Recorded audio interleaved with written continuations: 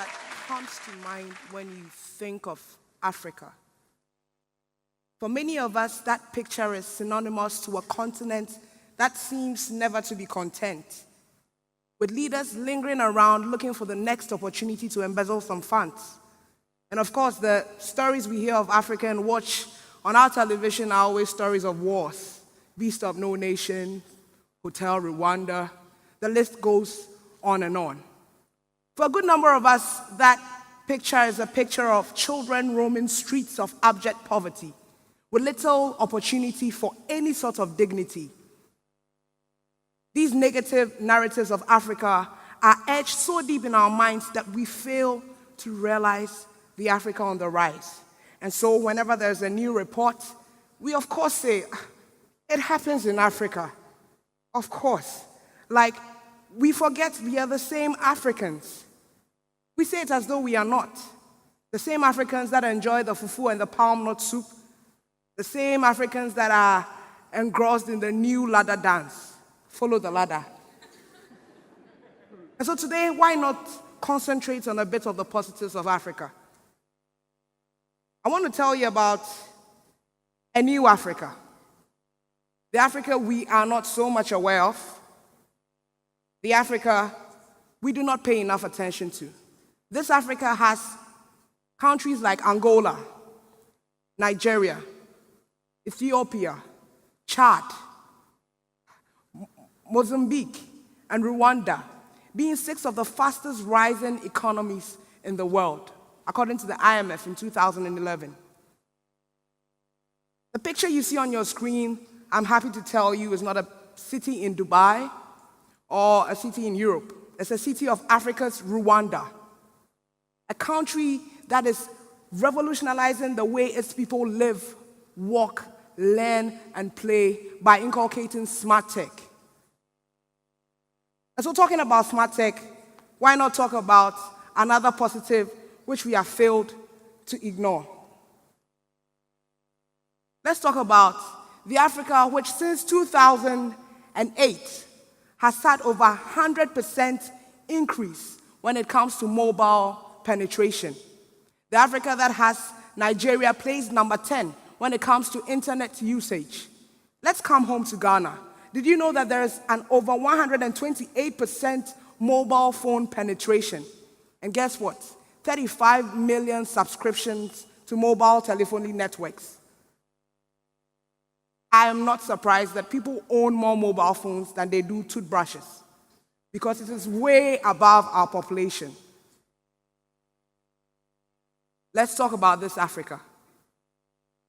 And so the question I ask is, so what?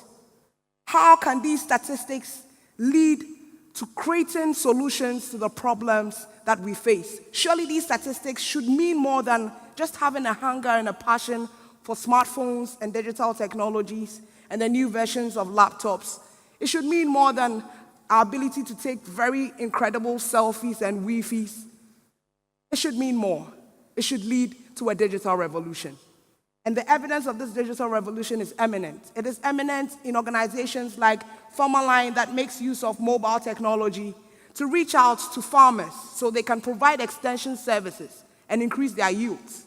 It is evident in organizations like Hope. Hope is an organization in Senegal that uses mobile platforms to link blood donors to blood donations. It is evident in apps like Anansi the Teacher that uses Anansi stories to teach basic science, technology, engineering, arts, and math. But in the midst of this digital revolution, we still have this. And like the popular Ghanaian comedian, I can't think far, I can't think madness. If you have to go through the stress of having your documents stuck at the bottom of this pile, when you apply for anything, think about your land title certificate, to your birth certificate, to your right of having a passport. And you haven't seen any sort of frustration before going to the passport office at the appointed date where your passport is supposed to be ready. You join a long queue and you are turned back because your passport is just not there. Reason, I'll tell you why. It is because of ignorance.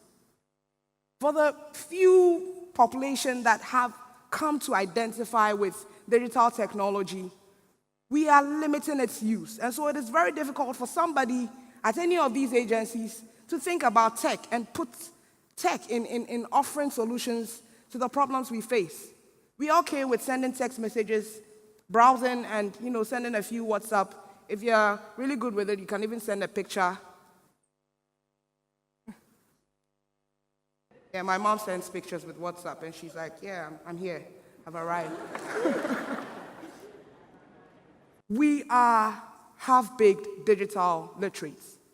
And for a good number of citizens in Ghana, about 50%, they find themselves living in communities like this. I had the shock of my life when, as a young engineer, I needed data from a rural community. Data that could have been sent to me via email. And it looked like I was dreaming too much. I asked, can somebody take this picture and send it to me? And they were like, no, we don't have, what is internet? They don't know about emails. It's too far. And I was tempted to say, well, it would only get better. The young would pick up, it would get better. But what you don't know is 3 out of 5 children live in rural communities in Ghana. And there's a 98% chance, according to the Global Health and Education Project, that they would go through basic school without ever touching a computer. And so really, the future is not so bright. So anytime you think about owning the latest smart tech device, anytime you think about taking a selfie or buying a new laptop, think about the millions of children that live in rural communities who are supposed to be our future experts, who are supposed to make your life better in future at least, who have not seen a laptop before, who have not ever touched a phone before. Think about these ones and know that do not only dream, do not only dare to think that Ghana would be better, but take a conscious effort, make that conscious effort to expand digital literacy so that our lives will be better. This is the Africa I want. This is the Africa you want. This is the Africa we dream of. Thank you.